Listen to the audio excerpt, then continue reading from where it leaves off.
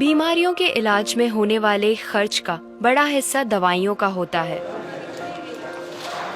हमारी टीम की एक सदस्य ने आमतौर पर काम आने वाली कुछ दवाइयों का एक प्रिस्क्रिप्शन डॉक्टर से लिया। फिर उन्होंने ये दवाइयाँ बाजार में एक केमिस्ट की दुकान से खरीदी। कितना? 2151। और यही दवाइयाँ उन्होंने जेनेरिक मेडिसिन की दुकान से भी ली। कितना हुआ इसका? 354। दवाइयों की कीमत में जमीन आसमान का फर्क दिखाई दिया। राजस्थान में कम कीमत में मिलने वाली इन जेनेरिक दवाइयों की शुरुआत की चित्तौड़ के पूर्व कलेक्टर डॉक्टर समित शर्मा ने।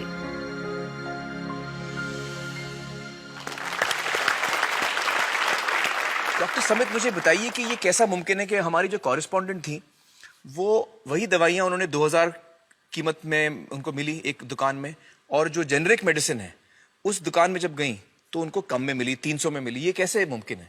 ठीक इसी समय प्रतिक्षण प्रतिपल एक ट्रेजेडी हमारे चारों ओर घट रही है। अर्थक्वेक की या कोई सुनामी की बात करें, उसमें जितने लोगों की जानें एक दिन में जाती हैं, उससे ज्यादा जानें प्रतिदिन इस ट्रेजेडी की वजह से जाती है। वो क्या ट्रेजेडी है? वो ट्रेजेडी ये है साहब कि जो दवाइयों की जो वास्तविक कीमत है वो तो बहुत ही कम है, पर जो दवाइयाँ हम जब बाजार से खरीद के लाते हैं तो हमें वो 5 गुना, 10 गुना, 20 गुना, कई बार तो 50 गुना से भी ज्यादा दामों पे हम उसको खरीदते हैं।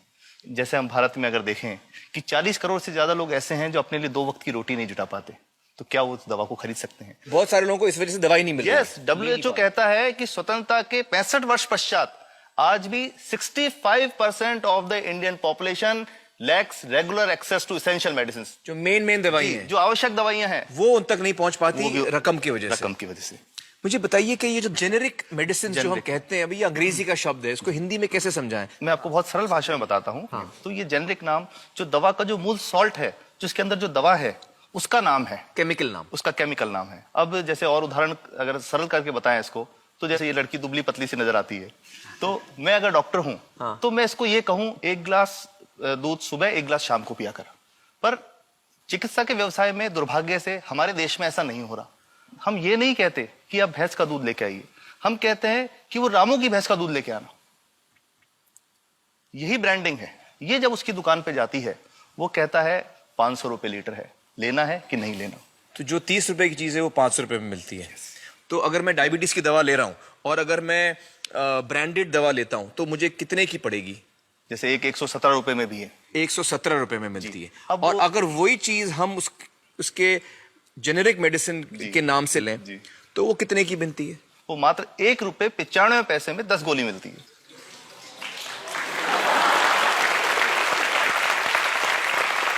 और दोनों गोलियों में कोई फर्क नहीं है किसी किस्म का? 100% समान, क्योंकि इसकी उत्पादन लागत ही इतनी है। उसका मैन्युफैक्चरिंग, पैकेजिंग, ट्रांसपोर्ट, रिटेल जो उसके मार्जिन जो हैं, जो हमारे ज्यादा वो सब मिला करके उतने की ही पड़ती है।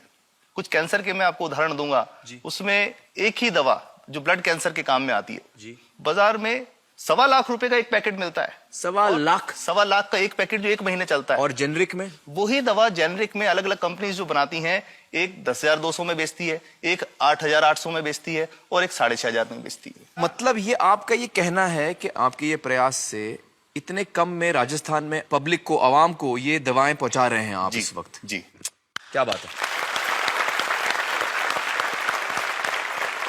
मेरा ये सवाल है कि डॉक्टर्स जो हैं वो हमारे पर्ची पर जेनेरिक नाम क्यों नहीं लिख के देते?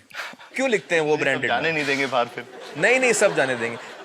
जब एक नया मेडिकल प्रैक्टिशनर जब प्रैक्टिस शुरू करता है, तो उसके पास जो कंपनी के जो मेडिकल रिप्रेजेंटेटिव्स होते हैं, सेल्स बढ़ाने का उनका काम होता है, मार्केटिंग प्रिंसिपल के हिसाब से सेल्स एजेंट होते हैं बेसिकली। फिर वो कहते हैं साहब आप हमारी जो दवा है यही लिखना, ये बहुत बेहतर दवा है, इससे मरीज ठीक होगा। और उनको डॉक्टर्स को लिखने के लिए उनको प्रेशराइज किया जाता है, उनको टेम्प्ट किया जाता है। तो ये इसमें बहुत बड़ा कारण है जो दवा की कीमत को उसकी वास्तविक कीमत से 5, 10 गुना, 20 गुना तक बढ़ा देता है। एक बहुत बड़ा कारण है, क्योंकि हमारे पास जब हम टेंडर करते हैं तो बहुत सारे कंपनी वाले आते हैं, जो भारत की जो सबसे बेहतर कंपनियां, जिसके भी नाम, वो रेपुटेड कंपनियां जिनके नाम आप ले सकते हैं, वो सभी हमें वो उसको जो 70 रुपए की है उसको 2 रुपए में, 5 रुपए में दे रही है, 30 रुपए की दवा 2 रुपए में दे रही है। इतना ज्यादा फर्क। तो कंपनी तो दे सकती है और देना चाहती है और हमें देती भी है इतनी कम दामों में, हमें दे ही रही है ना, ये संभव तो है। अच्छा, मैं आपको बताऊंगा कि भारत से हम लगभग 45,000 करोड़ रुपए की जेनरिक दवाइयां प्रतिवर्ष विदेशों को निर्यात करते हैं। आप भेजते हैं दुनिया भर में जेनरिक, ये जो सस्ती दवाएं हैं आप विश्व भर में भेजते हैं, और हमारे लोगों को नहीं मिल रही। हमारे देश में महंगी है, हमारे देश में महंगी है, और अगर ऐसा है तो हमें कोई ईस्ट इंडिया कंपनी की जरूरत नहीं, हम वापस उसी दिशा में जा रहे हैं। आपने जब ये शुरू किया तो आपको कोई रेजिस्टेंस फेस करना पड़ा राजस्थान में? देखिए, जो प्रयास हम कर रहे हैं ये बेसिकली धारा के विपरीत बहने का एक प्रयास है जी। काफी थ्रेट्स भी हैं, क्योंकि इसमें माफियाज भी हैं, ड्रग माफियाज जो ऑपरेट करते हैं, और हम हमेशा ये बात कहते हैं कि हम 100 साल से भी पुरानी शोषण की व्यवस्था को बदलना चाहते हैं, पर हमने हमेशा डॉक्टर्स को दोषी नहीं माना। जी। सारे डॉक्टर्स बुरे नहीं है, 50-60% तो जेन्युइनली वो चाहेंगे कि गरीबों को कम कीमत पे दवा मिल जाए, वो चाहेंगे। और आज भी ऐसे डॉक्टर्स हैं जो अपने घर से सैंपल्स ला करके अपने जेब से पैसे निकाल के मरीज का इलाज कराते हैं, ऐसे डॉक्टर्स आज भी हैं। बिल्कुल सही। तो मैं इनको एक उदाहरण भी बताता हूं कि कैसे हमारे जो काम वाली थी उसका बच्चा था छोटा, इंसिडेंटली हम कोई समय छुट्टी मनाने कोई बाहर गए, जब हम लौट के आए 10-12 दिन बाद, तो वो लक्ष्मी के साथ उसका छोटा जो बेटा था राजू, वो भी उसके साथ आता था जब, और मेरे बच्चों के साथ खेलता था, मेरे बेटे के साथ खेलता था। तो वो लक्ष्मी अकेली आई, राजू नहीं आया। तो हमने पूछा कि क्या हुआ, तो उसने जो बात बताई कि साहब वो उसको, आप गए थे, उल्टी दस्त हो गया था। उल्टी दस्त की बीमारी के लिए वो जब दवा लेने गई तो केमिस्ट ने उसको कहा कि इसके तो 400 रुपये लगेंगे। तो उसने कहा साहब मैंने खूब मांगा, मेरे पास 400 रुपये मुझे नहीं थे, और मेरा बच्चा रात को ही उसको दस्त आते रहे, वो खत्म हो गया। और मैं आपको ये कहना चाहता हूं कि वो जो दवा लिखी थी कि वास्तव कीमत 1.5-2 रुपए ही है, तो वो बच्चे की जान बच सकती थी। 65 वर्ष के बाद भी अगर कोई बच्चा उल्टी दस्त से मर जाए तो मैं नहीं समझता इससे शर्मनाक बात कोई हम लोगों के लिए हो सकती है। और सबसे बड़ी बात कि इसे आसानी से बदला जा सकता है। हमें सबको एक समन्वित, एक संगठित प्रयास करने की जरूरत है। ये तो कुछ भी नहीं है, कोई नई फैक्ट्री खोलनी नहीं, कोई नई दवा नहीं बनानी, ये सब जो गलत चल रहा है इसको रोकना ही तो है। तो दोस्तों, डॉक्टर समित की बातों से हमें यह पता चला है कि दवाइयों का जो कॉस्ट होता है, जो उनको बनाने का खर्च होता है, वो बहुत ही कम होता है, और हमें इन कम दामों में ये दवाइयां मिल सकती हैं अगर हमारी राज्य सरकार जेनेरिक मेडिसिन की दुकानें खोले, जैसे राजस्थान सरकार ने किया है, और जिसके लिए हम उन्हें सलाम करते हैं। एक बात और, अगर आप एक एनजीओ हैं और आप जेनेरिक मेडिसिन की दुकान खोलना चाहते हैं तो department of chemicals and fertilisers आपको 50,000 रुपए की ग्रांट भी देता है।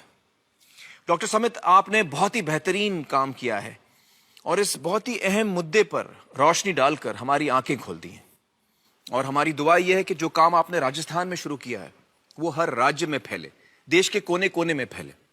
बहुत बहुत शुक्रिया हमारे साथ बातचीत करने का doctor Samit, thank you so much.